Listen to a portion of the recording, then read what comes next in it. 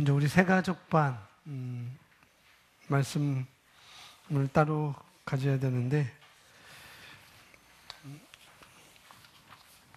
따로 가질 시간이 없고 그래서 오늘 수요예배 말씀을 통해서 우리가 시간을 갖도록 하겠습니다.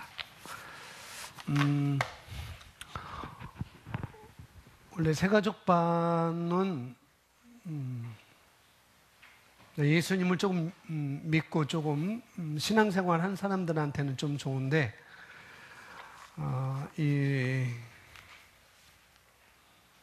그렇지 않은 사람들은 이 새가족반보다도 새신자반 해피타임을 또 갖는 게 더 이 복음을 받는데 더 이해가 될 것 같아요.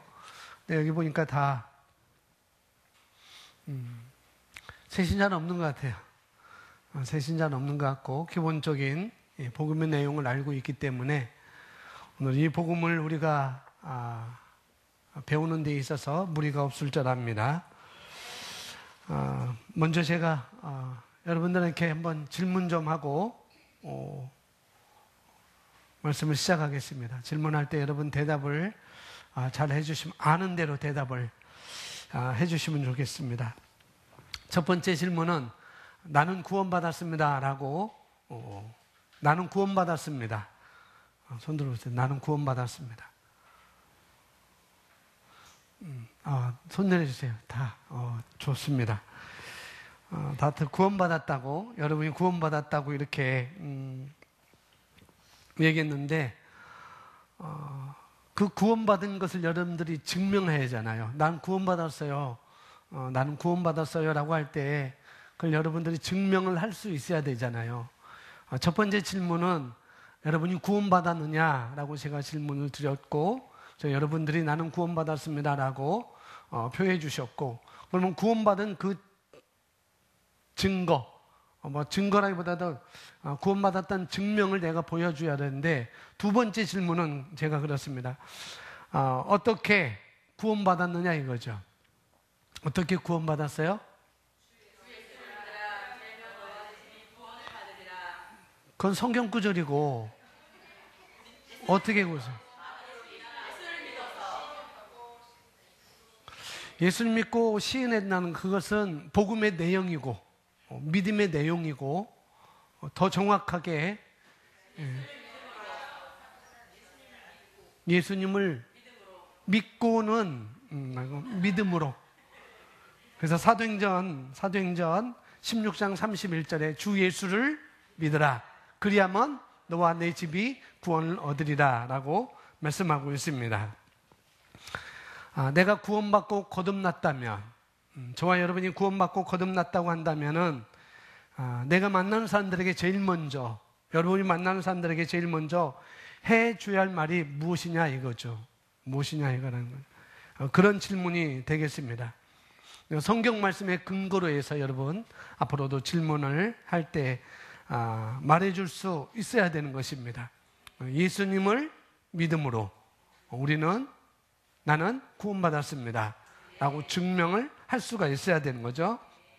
여기서 우리의 죄성 예수님 믿고 예수님 믿음으로 구원받았다. 그래서 구원이라는 것은 우리의 죄성 원죄가 해결되는 것이고 또 그 원죄뿐만 아니라 더 나아가서 우리의 새로운 삶을 살 수 있도록 표현하는 말이 바로 예수님을 믿음으로 내가 구원받았습니다라고 우리가 말을 하는 것입니다. 정확하게 성경 사도행전 16장 31절에서 우리가 정확하게 말씀을 해주고 있습니다. 예수님을 주님으로 믿는 것으로 내가 믿는 것입니다. 그러면은 우리는 구원을 받는 거예요. 자, 다른 방법이 있을까요? 없습니다. 다른 방법 없습니다. 거기에 다른 것이 들어가면은 안 되는 거예요. 내가 예수님을 믿음으로 구원받아요. 어떻게 구원받았어요? 라고 할 때 다른 방법이 있는 것도 아니고 다른 것이 들어가면은 안 되는 것입니다. 예수님을 믿으라는 것 대신에 저는 하나님을 믿어요. 저는 교회 다니고 있어요. 누가 구원받았습니까? 라고 물어볼 때 저는 하나님을 믿어요. 저는 교회를 다니고 있어요. 그렇게 한다든지, 저는 느낌이 왔어요. 그렇게 말하는 것, 이건 다 아닙니다. 그렇게 이야기하면은 곤란한 거죠. 어떻게 했냐면은, 어떻게 해요? 예수님을 믿으면 구원받는 것입니다. 그게 제 두 번째 질문이고, 그러면 세 번째 질문은 뭐냐면은, 예수님을 믿는 것이 그럼 무엇이냐 이거라는 거죠. 예수님 믿는 것이 무엇이냐, 어떻게 하는 것이 예수님을 믿는 거냐라는 거죠. 이게 제 세 번째 질문입니다. 사람들이 믿음이라는 것을 다 다르게 갖고 있습니다. 믿음이라는 것 그 믿음이라는 의미를 다 다르게 갖고 있어요. 여기 계시는 분만 아니라 호주에서 이 말씀을 듣는 우리 두 집사님도 대답해 줘야 되고, 천안에서 말씀을 듣는, 실시간 듣는 두 학생도 대답해 줘야 됩니다. 저는 안 보이지만은 하나님이 보십니다. 자, 세 번째 질문은 예수님을 믿는 것이 무엇이냐? 나 예수님 믿어요 라고 할 때 예수님을 믿는 것이 무엇이냐? 어떻게 하는 것이 예수님 믿는 거냐? 그게 세 번째 질문입니다. 예수님을? 그건 복음의 내용이라고 그랬어요. 마음으로부터 의에 이른다는 것은 복음의 원리인 거예요, 원리. 마음으로 받아들이는 거. 그 다른 말로, 성경의 정확한 말로 영접하는 거. 할렐루야. 그래서 요한복음 1장 12절에 예수님을 믿는다고 하는 것이 무엇이라고 하는가? 내가 예수님을 영접하는 것이 예수님을 믿는 것입니다. 영접하는 자, 곧 그 이름을 믿는 자들에게는 하나님의 자녀가 되는 권세를 주셨으니. 그러니까 예수님을 믿는다고 하는 것이, 믿으라고 할 때 예수님을 영접해야 된다고, 이렇게 이야기를 우리가 해줄 수 있습니다. 그러면은 예수님을 영접함으로 내가 하나님의 자녀가 되고, 그 다음에 구원에 이르게 될 텐데, 그러면은 네 번째 질문은 예수님을 내가 영접했다고 했을 때, 예수님, 눈에 보이지 않는 예수님을 어떻게 영접하느냐 이거죠. 예수님은 눈에 안 보여요. 근데 그 눈에 보이지 않는 예수님을 어떻게 영접하느냐, 영접하는 원리에 대해서 제가 지금 질문을 하고 있습니다. 믿는 원리, 영접의 원리를 알려줄 필요가 있는 것이죠. 영접을 어떻게 합니까? 로마서 10장 10절 말씀에 어떻게 해요?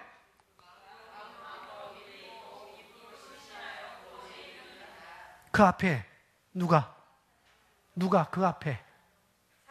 사람이, 내가, 그 사람이 마음으로 믿어 의에 이르고 입으로 시인하여 구원에 이르느니라. 순서가 중요합니다. 먼저는 뭐예요? 마음으로 믿는 거예요. 그리고 어떻게 해요? 입으로 시인하는 것입니다. 마음으로 믿도록 도와주는 일을 여러분이 어떻게 하냐에 따라서 그가 믿기로 선택할 수도 있고 그가 거절할 수도 있는 것입니다. 여러분들이 이렇게 이야기를 해줄 때 질문에서 구원받았습니까? 어떻게 구원받나요? 예수님을 믿음으로. 예수님 믿는다는 것이 무엇일까요? 영접하는 것이다. 어떻게 영접하는가? 마음으로 믿어둬서, 그리고 입으로 시인해서, 이 두 가지를 이렇게 얘기해 줄 텐데, 이렇게 얘기한 다음에 너 믿을래? 그러면 그 사람이 의아할 수 있어요. 의아할 수 있어요. 그래서 너 믿을래? 그렇게 우리가 그 사람한테 이렇게 얘기할 때 나 나중에 믿을래요. 그렇게 얘기할 수가 있다는 거죠. 또 거절하기도 하고요. 나는 불교예요. 그렇게 거절할 때 이것은 믿어지는 일도 아니고, 이건 믿어지는 일도 아니고, 이건 나중에 믿을 일도 아니라는 것. 그 사람이 믿어야 할 이유를 우리가 이야기를 해줘야 될 것이고, 우리가 천국 이야기나 구원 이야기는 거리가 먼 거예요. 우리가 이렇게 할 때. 그래서 그런데 만약에 여러분이 아는 사람이 뭔 일을 하려는데 방해 요소가 많잖아요. 어떤 일을 하려고 하는데 방해 요소가 많아요. 뭔 거를 추진하고 있는데, 그런데 그것도 다 제치고 내가 원하는 것을 성취하는 것도 구원의 삶의 한 부분이라고 우리는 이해를 해야 됩니다. 질병에서 우리가 나음을 얻는 것도 구원의 한 일부분이라는 것. 가난에서 우리가 벗어나는 것도 구원의 한 일부라는 것도, 우리가 이것을 우리가 먼저 알고, 그러면서 내가 이걸 받아들이면은 너도 탁월한 인생을, 탁월한 삶을 살 수가 있어. 너 예수님 믿으면 천국 가, 너 예수님 믿으면 구원받아. 그런 것은 조금 거리가 멀 수 있다는 거죠. 그래서 그 사람에게 지금 방해 요소가 무엇인지, 지금 가장 적절한 방해 요소가 무엇인지 그것을 해결할 수 있다고 말해줄 수 있는 그런 것을 우리가 접근을 한다면 더 효과적일 수가 있습니다. 그래서 나를 한번 따라서 얘기해 보라고. 마음으로 믿어, 마음으로 믿고 입으로 시인하도록 우리는 그렇게 구원을 그 사람이 받을 수 있도록 방해 요소를 다 제치고 내가 원하는 삶을 살아가는 것이 구원이 될 수가 있습니다. 이게 더 그 사람에게는 실질적이라는 거죠. 실질적이라는 것. 그렇게 초청하면 되겠습니다. 마지막 5번 질문은 이렇습니다. 무엇을 마음으로 믿고 입으로 시인한다고 할 때, 그러면은 무엇을 마음으로 믿고 무엇을 입으로 시인해야 될까요? 이 질문입니다. 무엇을 마음으로 믿고 무엇을 입으로 시인해야 될까요? 로마서 10장 9절 말씀입니다. 한번 아시는 분 함께 외워보겠습니다. 시작. 내가 만일 내 입으로 예수를 주로 시인하며 또 하나님께서 그를 죽은 자 가운데서 살리신 것을 내 마음에 믿으면 구원을 받으리라. 아멘. 예수님이 나의 주인이신 것, 예수님이 나의 주님이신 것, 주 되신다고 하는 것, 예수님이 나의 주 되신다고 하는 것. 그래서 우리가 십자가를 믿으라는 것이 아니라 뭐예요? 예수가 나의 주님입니다 라고 이렇게 믿는 것입니다. 그것뿐만 아니라 또 뭐예요? 죽었을 뿐만 아니라 장사된 다음에 다시 살아나시는 것을 믿는 것입니다. 그래야 내가 새 생명 가운데로 새로운 탄생으로 우리가 가게 되는 것입니다. 그래서 우리가 이렇게 구원의 초청을 우리가 해줄 수가 있습니다. 그래서 오늘 새가족반 제1강은 제목이 복음이란 무엇인가, 복음이란 무엇인가를 오늘 말씀을 보겠습니다. 로마서 1장 16절입니다. 로마서 1장 16절 같이 읽어보겠습니다. 내가 복음을 부끄러워하지 아니하노니 이 복음은 모든 믿는 자에게 구원을 주시는 하나님의 능력이 됨이라. 먼저는 유대인에게요 그리고 헬라인에게로다. 자, 우리가 복음이라고 할 때 이 복음은 하나님의 능력이라고 성경은 말하고 있습니다. 여러분 꼭 기억하십시오. 복음은 하나님의 능력입니다. 따라서 합니다. 복음은 하나님의 능력입니다. 어떤 능력이냐? 어떤 능력이냐? 구원을 주시는 하나님의 능력이라는 거예요. 그래서 복음이라고 하는 것이 무엇이냐고 한다면은 기쁜 소식이라고 또 말하고 있죠. 복된 소식, 기쁜 소식, 또 굿뉴스라고 이렇게 다 이야기할 수 있겠지만은 그러면 그 기쁜 소식이 무엇이냐? 그 굿뉴스가 무엇이냐? 어떤 기쁜 소식이냐 하는 거라는 거죠.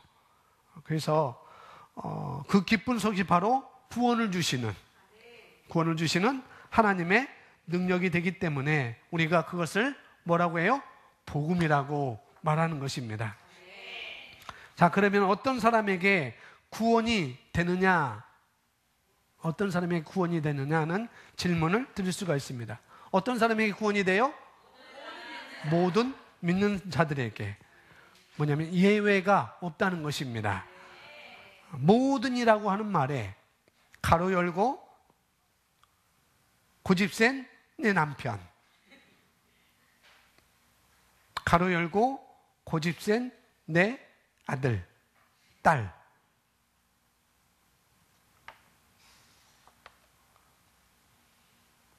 그렇게 우리가 말할 수 있을까요? 없을까요? 있는데 근데 성경에서는 뭐라고 그래요?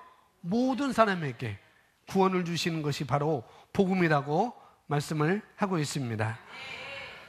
사람들은 그럴 수 있습니다. 우리 아버지는 안 되고 우리 남편은 안 되고 우리 자식은 안 됩니다. 다 커가지고 안 됩니다 라고 이렇게 우리가 말할 수 있을지는 모르지만은 그러나 그렇지 않다는 것입니다.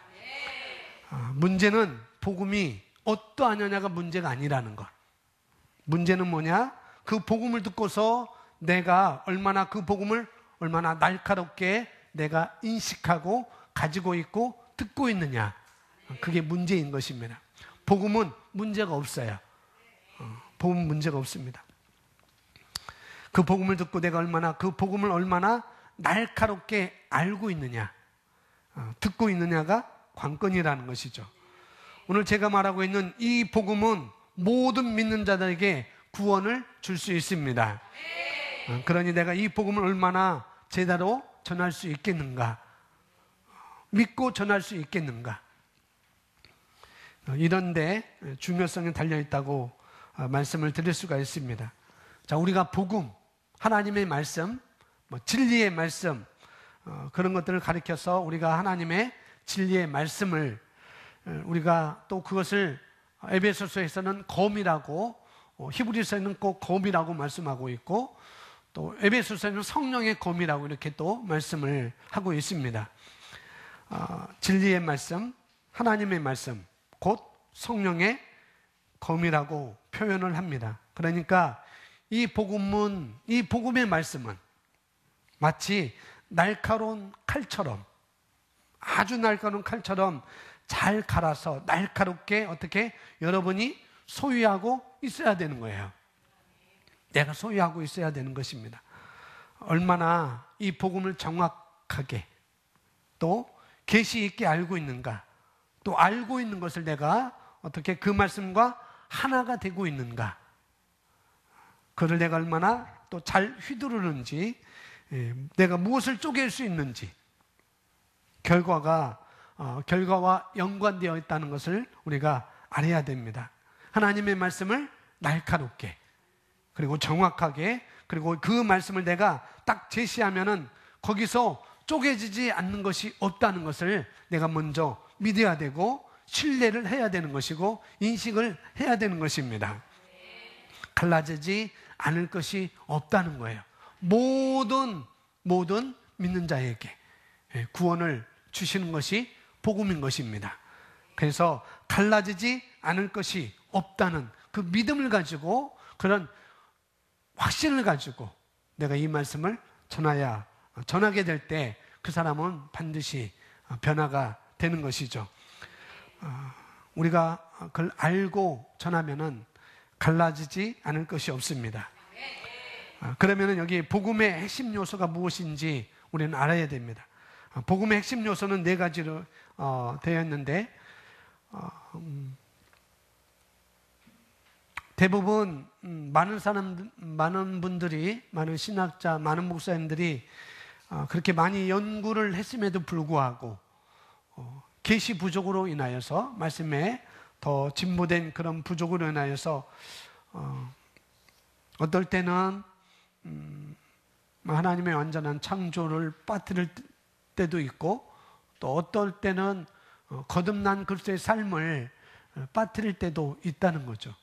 대부분 그리스도의 대속의 구원에만 이렇게 머무르는 경우가 많이 있는데 우리는 거기 아니고 우리는 이 복음의 핵심 4가지 요소가 다 필요하다는 것을 알아야 됩니다. 첫 번째가 무엇인가 하면은 하나님의 완전한 창조입니다. 인간은 하나님 안에 있다는 것. 성경이 거기 안 써져 있는데 성경 창세기 1장 27절 써져 있습니까? 창세기 1장 26절, 27절, 28절까지 우리 함께 고백하겠습니다.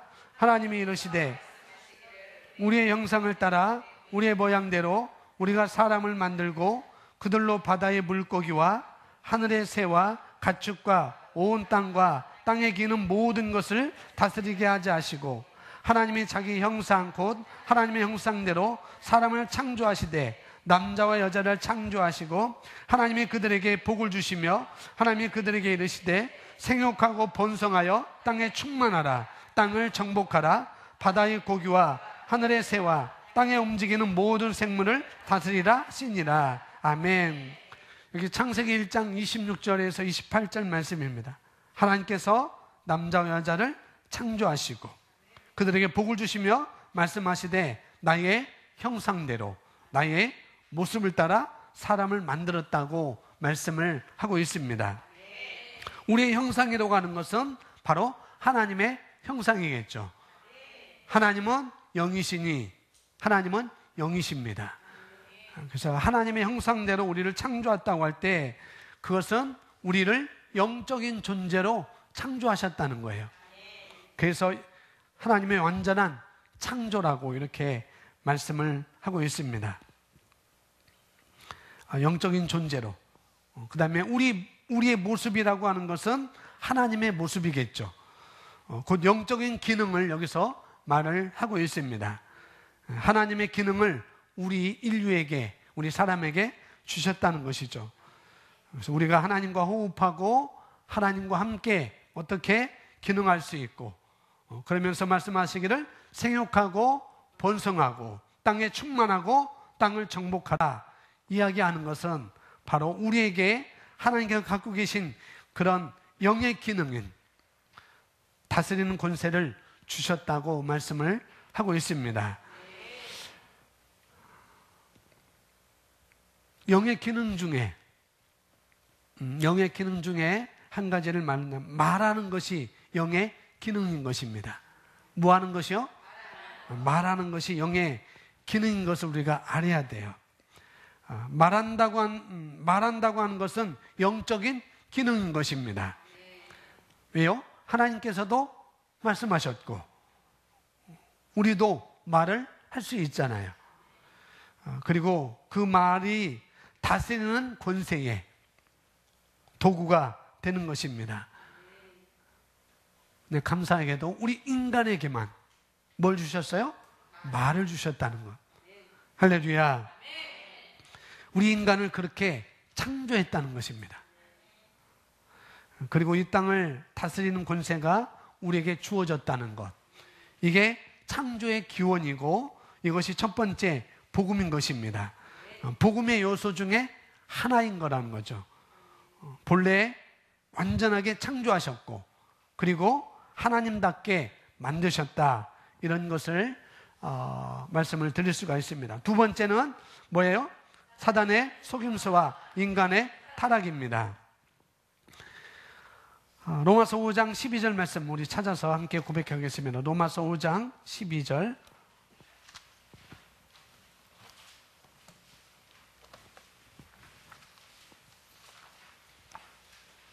로마서 5장 12절 말씀. 우리 함께 고백하겠습니다. 그러므로 한 사람으로 말미암아 죄가 세상에 들어오고 죄로 말미암아 사망이 들어왔나니 이와 같이 모든 사람이 죄를 지었으므로 사망이 모든 사람에게 이르렀느니라. 아멘.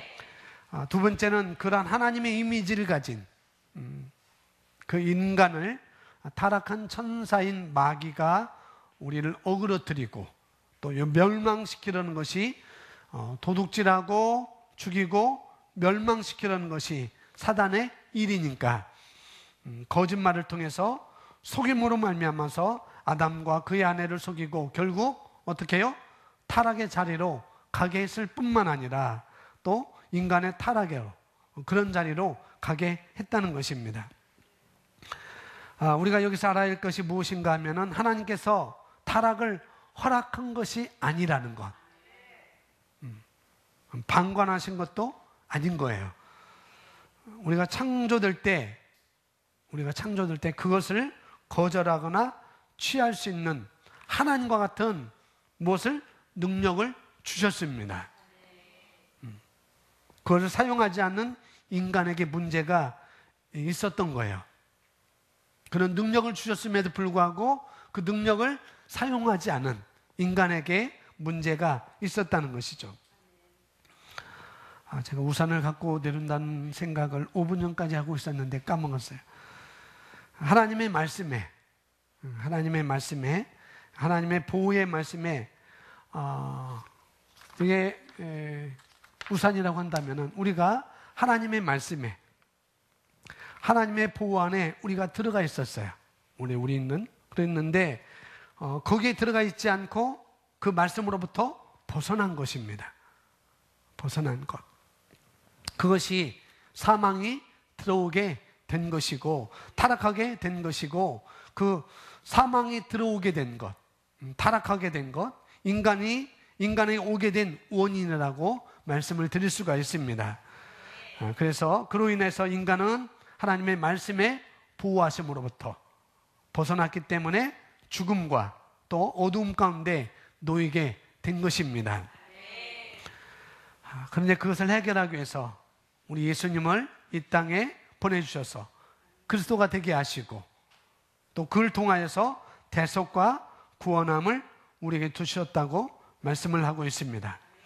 고린도후서 5장 21절에 이렇게 말씀을 하고 있습니다. 고린도후서 5장 21절 그리스도의 대속에 대해서 대속과 구원에 대해서 고린도후서 5장 21절 우리 함께 고백하겠습니다.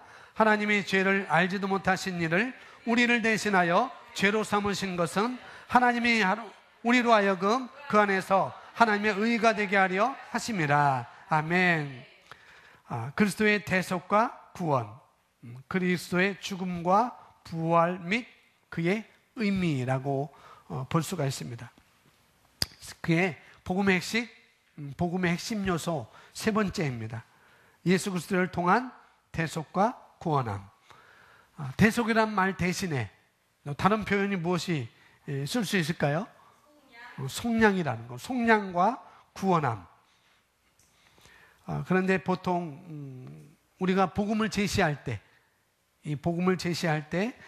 복음 제시로 되어 있는 짤막한 그런 책자들이 나와 있습니다. 많이 나와 있는데 그런데 여기까지 그리스도의 대속과 구원 여기까지만 이렇게 설명한다는 거죠. 대부분 그렇지 않은 것도 있지만은 그 다음이 없다는 거예요. 예수님께서 대속하셨고 우리를 구원하셨어. 이제 천국에 가. 이 정도로만 끝난다는 거예요. 그런데 한 가지 더 있는 것은 예수 그리스도 통해서 대속과 구원함이 있을 뿐만 아니라 그것만 있는 것이 아니라 우리 이제 우리를 새로운 탄생으로 복음의 핵심 요소 네 번째가 바로 우리를 새로운 탄생 예수님께서 부활하실 때 그분과 합하여진 우리가 또 그분이 우리와 합하여져서 우리를 새로운 탄생으로 인도하셨다는 것입니다. 그것이 고린도후서 5장 17절에서 우리에게 말씀을 해주고 있습니다. 그래서 네 번째 복음의 핵심 요소 네 번째는 거듭남과 새 생명의 삶이라는 거죠. 오늘날 신자들 안에 살아계신 그리스도의 생명이라고 나와 있습니다. 고린도후서 5장 17절 우리 고백하겠습니다. 그런즉 누구든지 그리스도 안에 있으면 새로운 피조물이라. 이전 것은 지나갔으니 보라 새 것이 되었다. 아멘. 거듭남과 새로운 탄생을 입은 삶. 이 땅에서 다른 말로 시온의 삶. 새로운 새 생명의 삶이 너무나 중요하다고 말씀을 하고 있습니다. 그래서 실제로 우리 인생이, 저와 여러분의 인생이 경험하는 것은 새로운 삶인 거예요. 구원받은 것은 우리가 눈에 잘 보이지 않잖아요. 구원받은 것은. 그렇지만은 구원받은 것에 대한 우리의 삶의 실제적인 결과는 우리가 나타나 볼 수가 있습니다. 실제가, 새로운 탄생의 삶이 바로 구원받은 것에 대한 우리의 삶의 실제적인 것이 바로 뭐냐면은 새로운 탄생의 삶이라는 것이죠. 이것이 바로 복음의 핵심 요소 4가지가 될 수가 있습니다. 그 다음에 복음의 내용이 있습니다. 복음의 내용. 계속 중복되는 것인데, 원래 인간, 사람은 하나님의 형상대로 창조되었습니다. 본래 인간의 모습은 창세기 1장 26절, 27절로 충분하다고 보면 되겠습니다. 우리 한번 같이 고백하겠습니다. 26절, 27절 시작.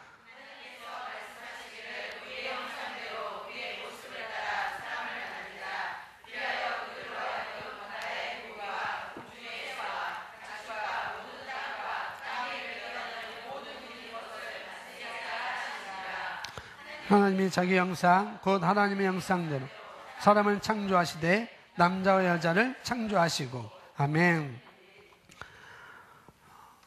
복음의 핵심 요소 첫 번째,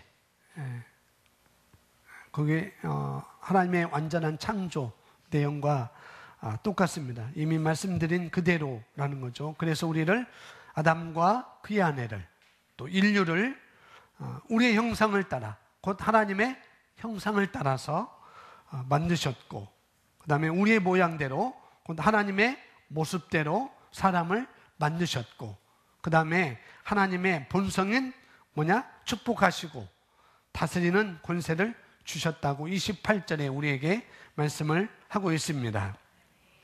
하나님의 형상이라는 것은 아까도 말씀드렸듯이 하나님은 영이시라는 것. 그래서 하나님께서 하나님의 형상대로 우리 사람을 창조하셨다는 건 뭐냐? 영적인 존재로 우리를 지으셨다는 것입니다. 우리 따라 한번 고백하시면, 나는 영이고 혼을 가지고 있고 몸 안에 삽니다. 혼을 가지고 있고 몸 안에 사는 나는 영입니다. 아멘. 이게 바로 우리 사람이라는 것, 나는 영이라는 것, 나는 영적인 존재라는 것, 이게 복음의 내용이라고 볼 수 있습니다. 2번 제목 한번 읽어보겠습니다. 아담은 죄를 지음으로 이 권세를 잃어버렸습니다. 그리고 사단의 속임수와 인간의 타락, 복음의 핵심 요소 중에 두 번째, 사단의 속임수와 인간의 타락 이야기는 창세기 2장 17절을 읽으시면 되겠습니다. 창세기 2장 17절 고백합니다. 선악을 알게 하는 나무 열매는 먹지 말라. 내가 먹는 날에는 반드시 죽으리라 하십니다. 로마서 5장 17절 말씀, 한 사람의 범죄로 말미암아 사망이 그 한 사람을 통하여 왕노릇하였은즉 더욱 은혜와 의의 선물을 넘치게 받은 자들은 한 분 예수 그리스도를 통하여 생명 안에서 왕노릇하리로다. 아멘. 하나님의 말씀은, 말씀 자체는 다스리는 도구라고 말씀을 드렸어요. 하나님의 말씀 자체는 다스리는 도구라는 것. 그리고 말씀 자체가 권세인 것입니다. 뭐라고요? 권세이고 권위인 것입니다. 그래서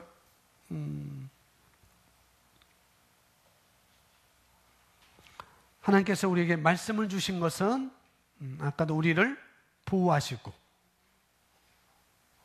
하나님께서 창세기 2장 17절에 먹는 날에는 너희가 반드시 죽으리라 말씀하셨을 때, 그것은 바로 말씀을 주신 것은, 그 말씀 자체는 권위이고 권세인 것입니다.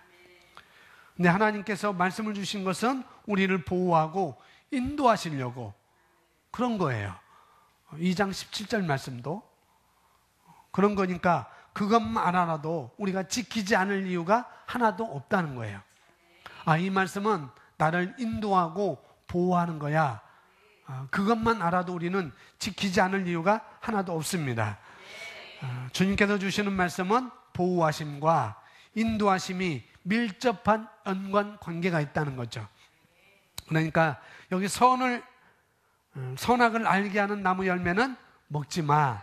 먹는 날에는 내가 죽게 돼.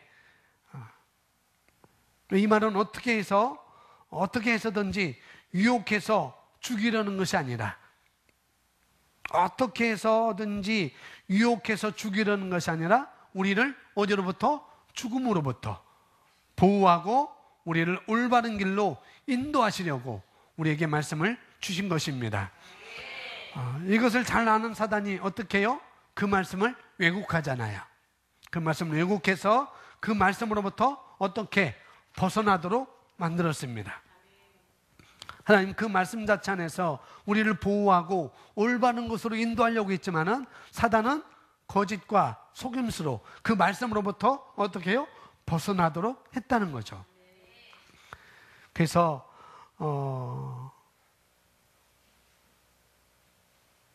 말씀에서 벗어난다는 이야기, 우리가 이 그림으로 잘 아시면 되겠고요. 그분의 인도하심으로부터 벗어나게 해서 어떻게 해요? 우리를 타락하게 만드는 것입니다. 3번 읽어보겠습니다. 시작. 죄로 말미암아 사망이 들어왔습니다. 사망, 저주, 이건 다 죄로 말미암아 들어온 거예요. 이 땅도 그래서 저주가 된 것이고, 이 땅에서 가만히만 있어도 뭐가 올라요? 자풀이 올라온다는 거예요. 가만히 있으면 곡식이 올라오는 것이 아니라 잡초가 올라오게 되어 있습니다. 도리어 그 잡초는 곡식을 해하는 것, 사망과 저주가 들어온 것입니다. 그래서 로마서 3장 23절에 우리에게 말씀을 해주고 있습니다. 함께 고백합니다.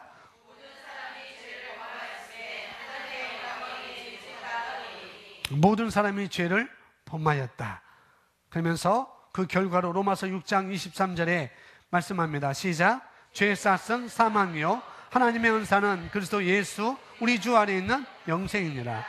모든 사람이 죄를 범하여서 그 결과로 죄의 싹은, 죄의 값은 뭐라고요? 사망이 들어왔다는 거죠. 그래서 로마서 5장 12절 말씀, 그러므로 한 사람으로 말미암아 죄가 세상에 들어오고 죄로 말미암아 사망이 들어왔나니 이와 같이 모든 사람이 죄를 지었으므로 사망이 모든 사람에게 이르렀느니라. 그냥 아담과 그의 아내가 하나님의 보호하심으로부터 벗어남을 통해서 죄 가운데, 사망 가운데 노출된 것이 인간의 처지가 된 것입니다. 그런데 이 문제를 해결해 주시려고 하나님은 예수님을 보내주셨습니다. 아멘. 창세기 3장 21절 고백합니다. 여호와 하나님이 아담과 그의 아내를 위하여 가죽옷을 지어 입히니라. 아멘. 요한복음 3장 16절 말씀, 하나님이 세상을 이처럼 사랑하사 독생자를 주셨으니 이는 그를 믿는 자마다 멸망하지 않고 영생을 얻게 하려 하심이라. 아멘. 하나님의 사랑은 독생자를 주시는 것으로 우리에게 표현해 주셨습니다. 하나님의 사랑은 무엇으로? 독생자를 주심으로 저와 여러분에게 표현되었어요. 그래서 우리가 사랑이라고 이야기할 때 사랑은 주는 것입니다. 사랑은 뭐라고요? 사랑은 주는 거예요. 어떤 것을? 나의 가장 소중한 것을, 나의 가장 귀한 것을 주는 것이 바로 사랑인 것이죠. 그래서 남녀 간에도 마찬가지고, 또 친구 간에도 마찬가지고, 성도와 목사 간에도 마찬가지고, 또 직장에서도 마찬가지고, 사랑은 주는 거예요. 할렐루야. 어떤 것을? 귀한 것을 주는 것입니다. 하나님의 세상을 이처럼 모아사 사랑하셨어요. 사랑을 표현했는데 뭘 주셨는가? 독생자를 주셨습니다. 귀한 독생자, 하나밖에 없는 아들을 저와 여러분을 위해서 주셨다는 것이죠. 그래서 사랑은 가장 좋은 것을 내가 나누는 것입니다. 복음이 이 복음을 우리가 나누는 거라는 거죠. 나의 가장 귀한 것, 가장 최상의 것을 우리가 주는 거거든요. 하나님께서는 독생자를 우리에게 보내셨습니다. 사랑을 표현해 주셨어요. 다섯째는 예수님은 우리에게 영생을 주시려고 오셨습니다. 5번 다시 한번 읽습니다. 예수님은 우리에게 영생을 주시려고 오셨습니다. 아멘. 예수님께서 우리에게 오신 것은 구원하시려고 하는 말 그 이상의 의미가 있다는 거예요. 물론 구원도 있지만은 그 이상의 의미가 있는 것입니다.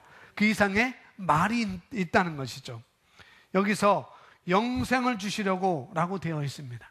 영생을 주시려고 예수님은 우리에게 오셨습니다. 성경에서 말하고 있는 그대로라는 거죠. 요한복음 10장 10절 말씀 고백합니다. 도둑이 오는 것은 도둑질하고 죽이고 멸망시키려는 것뿐이요 내가 온 것은 양으로 생명을 얻게 하고 더 풍성히 얻게 하려는 것이다. 아멘. 우리 주님께서 오신 것은 구원 이상의 것이라는 것. 우리에게 무엇을? 영생을. 우리에게 다른 말로 생명을. 여기서 생명은 하나님의 생명을 얻게 하고 더 풍성히 얻게 하려는 것이죠. 그러려면 구원 이상의 것이 필요했습니다. 그것이 바로 거듭남이라는 거죠. 새로운 탄생이 필요했다는 것. 자, 다음 구절에 더 자세히 우리에게 설명을 해주고 있습니다. 요한일서 5장 11절 12절 고백합니다. 또 증거는 이것이니 하나님은 우리에게 영생을 주신 것과 이 생명이 그의 아들 안에 있는 그것이니라. 아들이 있는 자에게는 생명이 있고 하나님의 아들이 없는 자에게는 생명이 없느니라. 아멘. 복음의 핵심 요소 4가지 앞서 말씀드렸는데, 하나님의 완전한 창조, 그 다음에 사단의 속임수와 인간의 타락, 세 번째 그리스도의 대속과 구원. 이것으로 끝나면 안 된다는 거예요. 그리고 거듭남과 새 생명의 삶, 우리에게 생명을 주신 것, 새로운 탄생과 새로운 탄생에 합당한 새로운 피조물의 삶이 우리에게 주어졌습니다. 할렐루야. 여섯 번째, 예수님께서 우리를 어떻게 대속하셨는가? 어떻게 대속하셨는가? 자신을 주심으로 우리를 대속하셨습니다. 그걸 우리가 십자가의 대속의 구원이라고 이야기를 합니다. 자, 6번 다 같이 읽어보겠습니다. 예수님은 우리를 대신하여 십자가에 죽으시고 장사되시고 부활하셨습니다. 아멘. 자, 히브리서 9장 12절 함께 고백합니다.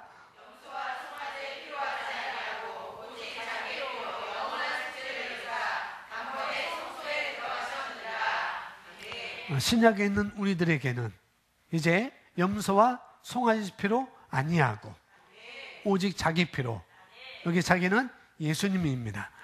예수님께서 자기 피로 영원한 속죄를 우리에게 이루어 주셨어요.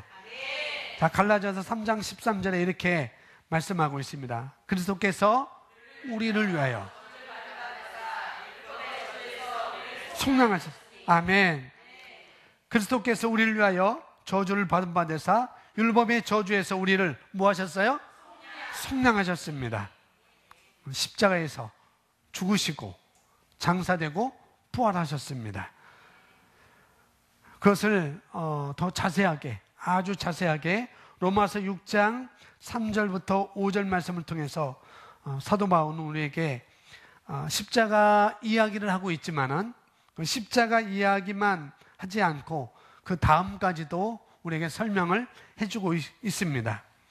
이 말씀에 부활뿐만 아니라 또 대속에서 끝나지 않고 그것이 주는 의미까지 우리에게 설명을 해주고 있어요. 로마서 6장 3절부터 우리 함께 고백을 하겠습니다. 무릇 그리스도 예수와 합하여 세례를 받은 우리는 그의 죽으심과 합하여 세례를 받은 줄을 알지 못하느냐. 그러므로 우리가 그의 죽으심과 합하여 침례를 받음으로 그와 함께 장사되었나니 이는 아버지의 영광으로 말미암아 그리스도를 죽은 자 가운데서 살리심과 같이 우리 또한 새 생명 가운데서 행하게 하려 하십니다. 만일 우리가 우리의 죽으심과 또 그의 부활과 같은 모양으로 가 되리라. 아멘. 여기서 말하는 세례는 침례를 말하고 있습니다. 침례인데 무릇 그리스도 예수 합하여 세례를 받은 우리는, 침례를 받은 우리는 그리스도와 합하였다. 다른 말로 그분과 하나가 되었다는 거예요. 내가 그분 안에 들어갔다는 것이고 그분의 말씀이 내 안에 있다는 것, 이런 이야기를 우리에게 해주고 있습니다. 그렇게 된 우리들을 이것을 뭐라고 하는가? 영접이라고 이야기를 하는 거예요. 우리는 그의 죽으심과 합하여 침례를, 세례를 받은 것이다. 내가 이것을 알고 있지 라고 사도 바울은 우리에게 말을 하고 있습니다. 내가 주님과 하나가 되었다는 것, 저와 여러분이 주님과 하나가 되었다는 것은 그의 죽으심과 하나가 된 거라는 거죠.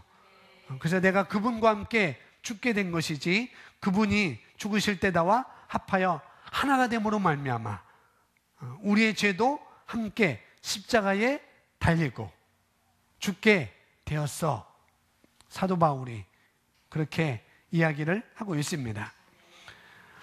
4절에 보면 이렇게 말씀하고, 그러므로 우리가 그의 죽으심과 합하여 세례를 받음으로 그와 함께 장사되었나니. 우리가 그의 죽으심과 합했다. 우리가 그의 죽으심과 하나가 되었다. 죽으심이 뭐예요? 땅에 묻힌 거잖아요. 땅에 묻힌 거. 이제 우리가 그분과 함께 땅에 묻힌 바가 되었다는 것입니다. 여기 장사되었다고 하는 것은 땅 속으로 갔다는 것을 여기 말씀하고 있잖아요. 그리고 땅 아래, 그뿐만 아니라 예수님은 여기서 나오지 않지만은 예수님은 땅 아래까지, 스올에까지, 예수님께서 부활하시기 직전에까지는 어디에 있었어요? 낙원도 있었다는 것. 다른 말로 아브라함의 품이라고 하잖아요. 아브라함의 품. 하나님을 믿어서 의롭다고 칭함을 받았던 사람들, 그리고 그 밑에 또 무엇이 있냐면은 지옥, 음부까지 주님이 내려가셨습니다. 그래서 여기서 그런 이야기를 로마서 6장 3절에서 5절 말씀에 그런 이야기를 우리에게 해주고 있습니다. 그분이 장사될 때 우리도 함께 장사되었다는 것이고, 그것을 여기서 뭐라냐? 합하여졌다라고 말씀을 하고 있는 것입니다. 하나가 됐다는 것. 그리고 이는 아버지의 영광으로 말미암아 그분의 영광, 성령의 능력으로 말미암아 그리스도를 죽은 자 가운데서 살리심과 같이, 그리스도를 죽은 자 가운데서 살리심과 같이, 그게 뭐냐면은 음부에서, 지옥으로부터 건져내시고 지옥의 권세도 깨뜨리시고 죽음의 권세도 깨뜨리시고 사망의 권세도 깨뜨리시고, 이것을 말씀을 하고 있습니다. 그것을 깨뜨린 것이, 그것이 바로 하나님의 영광이라는 거예요. 그것이 바로 하나님의 생명인 것이고, 그 생명은 하나님의 조의 생명인 것입니다. 그래서 저와 여러분이 가지고 있는 이 생명은 지옥과 사망과 사망을 이기고 발밑에 둔 하나님의 영광인 것입니다. 그러니 하나님의 영광이시고 그분의 아들이 영광이시고 저와 여러분이 또한 영광인 것입니다. 하나님께서 저와 여러분을 보실 때 영광인 거예요. 저와 여러분을 보실 때. 그런데 이 세상 볼 때도, 이 세상이 볼 때도 하나님이 볼 때만 영광인 것이 아니고 이 세상이 볼 때도 우리가 영광인 것입니다. 그것을 우리가 인식하는 거예요. 하나님의 영광이 죽음으로부터, 지옥으로부터, 예수님을 살리실 때 우리가 그분과 하나가 된 것입니다. 그로 말미암아 우리도 새로운 탄생을 입게 됐다는 거죠. 그래서 4절 마지막에 이렇게 말씀합니다. 우리로 또한 새 생명 가운데서 행하게 하려 함이라. 우리로 또한 새 생명 가운데서 행하게 하려 함이라. 그래서 5절에 만일 우리가 그의 죽으심과 같은 모양으로 연합한 자가 되었으며 또한 그의 부활과 같은 모양으로 연합한 자도 되리라. 아멘. 이것은 우리도 주님을 본받아서 새로운 탄생을 입었다는 것이고, 그래서 여기까지가 우리에게는 온전한 거라는 거죠. 죽은 것으로 끝나는 게 아니고 우리도 함께 살리심을 받았다는 것, 우리도 부활했다는 것, 그분과 함께 부활했다는 것, 다른 말로 새로운 탄생을 입었다는 것을 우리는 여기까지 가야 된다는 거죠. 그래서 우리가 그분과 하나가 됐다고 할 때는 뭐냐? 내가 예수님과 하나가 되었다고 할 때는 그분을 영접한 거라는 거죠. 그런데 이분은 우리에게 보이지 않잖아요. 그죠? 이분은 우리에게 보이지 않아요. 하나님이 하늘 보호자 우편에 계신다고 말씀을 하고 있습니다. 그러니 우리가 그분을 영접한다고 할 때, 그분의 영을 영접한다고 할 때, 그것이 바로 맞는 것이고, 그분을 영접한다고 하는 것은 바로 그분의 영을 영접한다고 하는 것이 맞는 말이라는 거죠.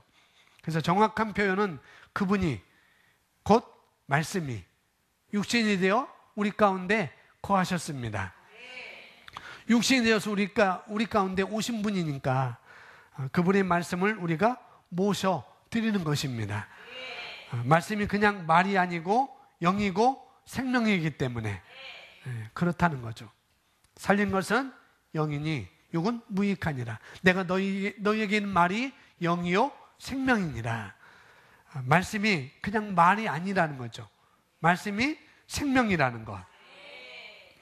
자, 7번 보면은 7번 우리 다 같이 읽어보겠습니다.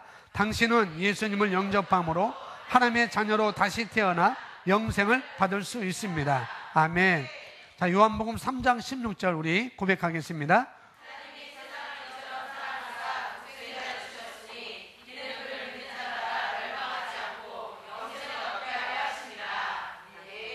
그를 믿는 자마다, 그를 믿는다고 하는 것이 무엇이냐? 그 믿는다고 하는 것은 요한복음 1장 12절 13절에서 말씀을 하고 있습니다. 그를 믿는다라고 하는 것이 무엇인가? 요한복음 1장 12절 13절 고백하겠습니다. 곧 그 이름을 믿는 자들에게는 하나님의 자녀가 되는 권세를 주셨으니 이는 혈통으로나 육정으로나 하나님의 뜻으로 나지 아니하고 오직 하나님께로부터 난 자들이니라. 아멘. 예수님을 믿음으로 우리가 구원받았어요. 그렇죠? 구원받았다는 것을 거기서 끝나는 게 아니고 우리가 새로운 탄생을 입었다는 거죠. 우리는 새로운 탄생을 입었을 텐데 그를 믿는다고 한다는 것은, 그를 믿는다고 하는 것은 그분을 영접했다고 하는 것입니다. 우리가 어떻게 영접하냐고 물어볼 때 아까도 서두에 말씀을 드렸듯이 우리가 그분을 어떻게 영접해요? 마음으로 믿어서, 입으로 예수를 시인해서. 무엇을 영접하느냐?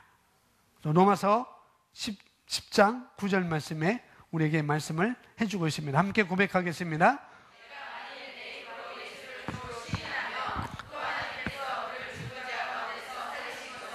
내 마음에 믿으면 구원을 받으라. 사람의 마음으로 믿어 의에 이르고 입으로 시인하여 구원에 이르느니라. 아멘. 예수님을 믿음으로 우리가 구원받고 새로운 탄생을 입었을 텐데 그 믿는다고 하는 것은 그분을 영접했다고 한다는 거죠. 우리가 어떻게 영접하느냐 물어볼 수 있겠고 또 무엇을 영접하느냐라고 물어볼 수 있다는 거죠. 그 두 가지를 우리가 함께 읽어봤습니다. 마음으로 믿어 의에 이르고, 무엇으로 믿어? 마음으로 믿어서 의에 이르고, 입으로 시인하여 구원에 이른다. 이것이 바로 우리가 첫 번째 앞서 말했듯이 바로 그게 뭐라고요? 영접이라는 것입니다. 영접.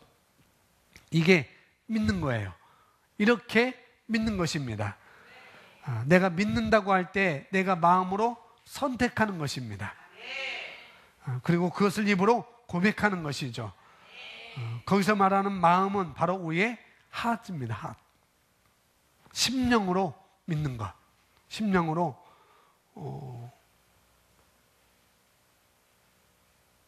믿는 것. 무엇을? 심령으로 뭘 믿어요? 예수가 나의 주 되신 것과 하나님께서 예수를 그분의 영광으로 말미암아 죽은 자 가운데서 살리신 것을 믿는 것입니다. 할렐루야. 자, 8번 우리 함께 읽어보겠습니다. 예수님을 영접한 당신은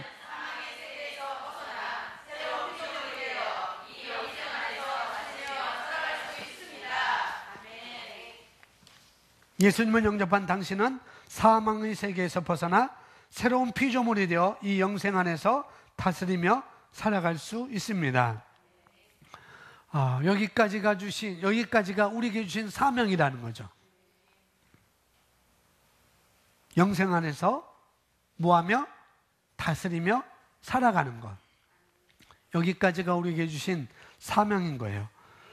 새로운 피조물로 영생 안에서 세상을 다스리고 세상을 섬기며 또 세상을 향해서 우리가 하나님의 영광이 되어서 또 그리스도의 대사가 되어서 또 편지가 되어서 살아가는 것입니다. 그것을 고린도후서 5장 17절에서 우리가 누구인지 말씀을 해주고 있습니다. 고린도후서 5장 17절 함께 고백하겠습니다. 그리스도 안에 있으면 새로운 피조물이라 이전 것은 지나갔으니 보라 새 것이 되었도다. 아멘. 갈라디아서 2장 20절 말씀. 내가 그리스도와 함께 십자가에 못 박혔나니 그런즉 이제는 내가 사는 것이 아니요 오직 내 안에 그리스도께서 사시는 것이라. 이제 내가 육체 가운데 사는 것은 나를 사랑하사 나를 위하여 자기 자신을 버리신 하나님의 아들을 믿는 믿음 안에서 사는 것이나. 로마서 5장 17절 말씀.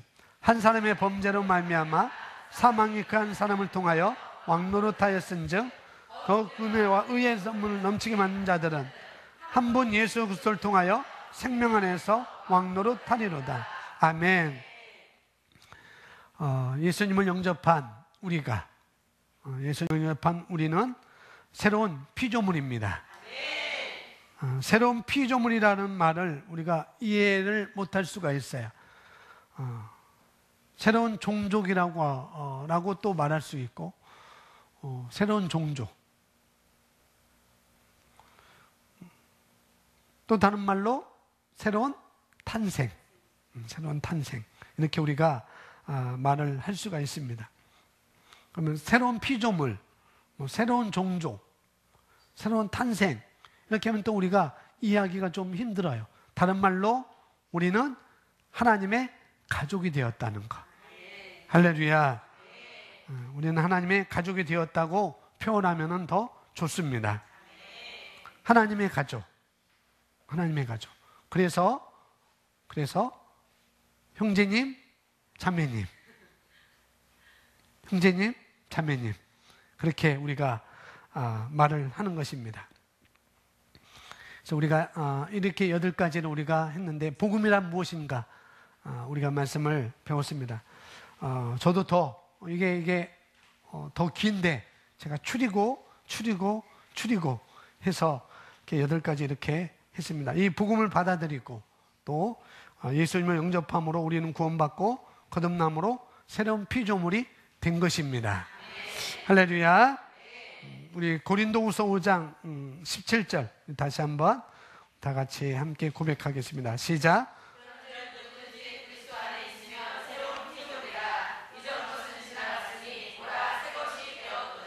아멘.